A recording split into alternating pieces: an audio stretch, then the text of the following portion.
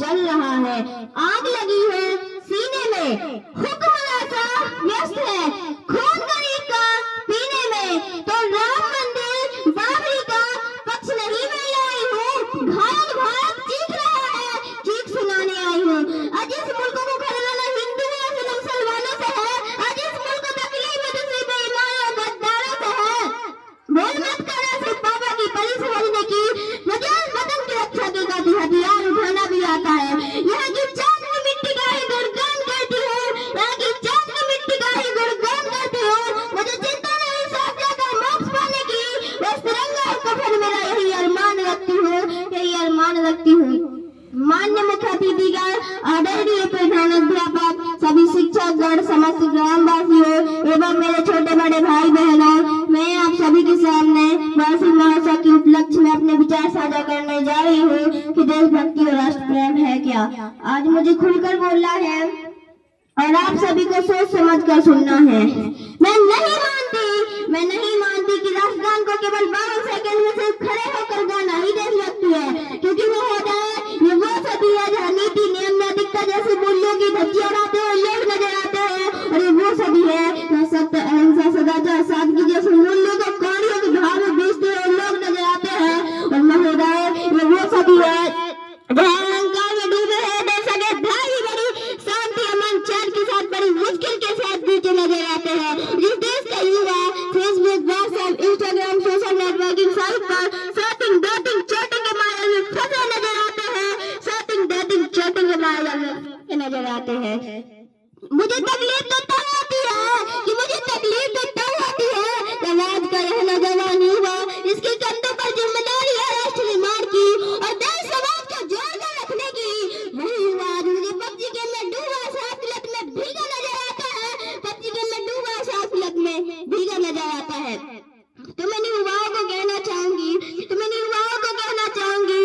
महानिद्रा में सोने वाले लोग अभी वक्त है, तुम जाग जाओ इससे पहले कि तुम्हारी नींद कहीं इस राष्ट्र को ही ना ले डूबे। इस मुल्क को खतरा हिंदुओं से मुसलमानों से है, आज इस मुल्क को तकलीफ है दूसरे बेईमानों गद्दारों से है। बोल मत करो सिर्फ पापा की परी समझने की, मुझे इस वतन की रक्षा के खातिर हथियार उठाना भी आता है। केवल एक सैनिक बनकर सेना में जाना ही देशभक्ति नहीं होती है। आजादी के पहले बात कुछ और थी और आज बात कुछ और है। तब रानी लक्ष्मीबाई से लेकर शहीद भगत सिंह तक एवं चंद्रशेखर आजाद से लेकर रोशन बोस तक इन्हें हम देशभक्त कहते हैं। परंतु आज मैं देशभक्त कहूँ तो किसे कहूँ, अपने घर परिवार समाज की खुदी समर्पण कर भाग देशभक्ति हर देशद्रोही के जीवन में आने वाला तूफान है देशभक्ति। लोकता को पछाड़ कर ईमानदारी से किया गया हर काम है देशभक्ति, लोकता को पछाड़ कर ईमानदारी से किया गया हर काम है देशभक्ति। एक गरीब बीमार बुजुर्गों को दवाई दी जाए तो वो है देशभक्ति, और पत्रकार अपनी पत्रकारी पूरी ईमानदारी से करे तो वो है देशभक्ति। और एक शिक्षक पैसों के लिए नहीं,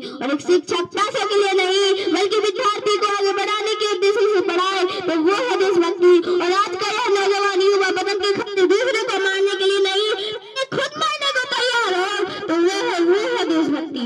तो मैं देशद्रोहियों को कहना चाहूंगी, ये हवा में चाहे बोलने वालों, फिजाएं हमारे सारे से बदलती है, तुम क्या तस्वीर बदलोगे मेरे भारत देश की।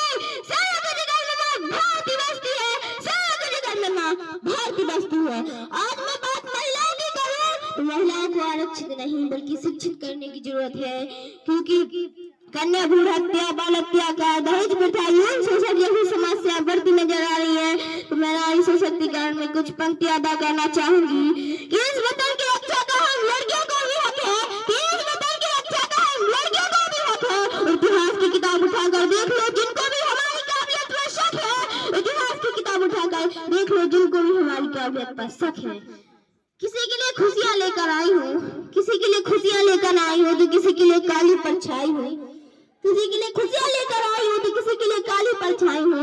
मैं इस वतन की रक्षा के खातिर कंधे से कंधा मिलाने आई हूँ और मैं भारत माता की बेटी हूँ। मैं तैयार हूँ सड़क पर जाकर सीने पर गोली खाने को। एक माँ बनकर हर दर्द को सह जाना आता है, एक बेटी बहन पत्नी बनकर हर गम को छुपाना आता है। रसोई में सिर्फ बेलन ही नहीं साहब,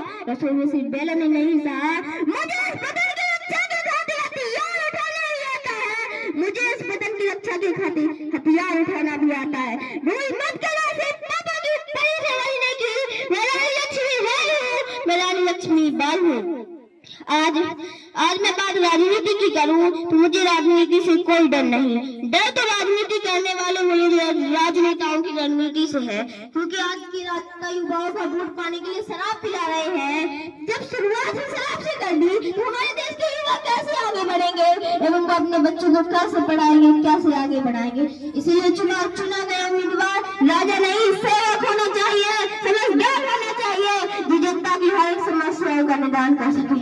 मुझे संसद में लड़ झगड़ कर नहीं, सोच समझ कर फैसले ले, तब हमारा निर्माण संभव होगा। जब कन्या हत्या, सामाजिक कुरीतियां, पाखंड, अंधविश्वास, जातिगत भेदभाव को खत्म किया जाएगा, तब हमारा निर्माण संभव होगा।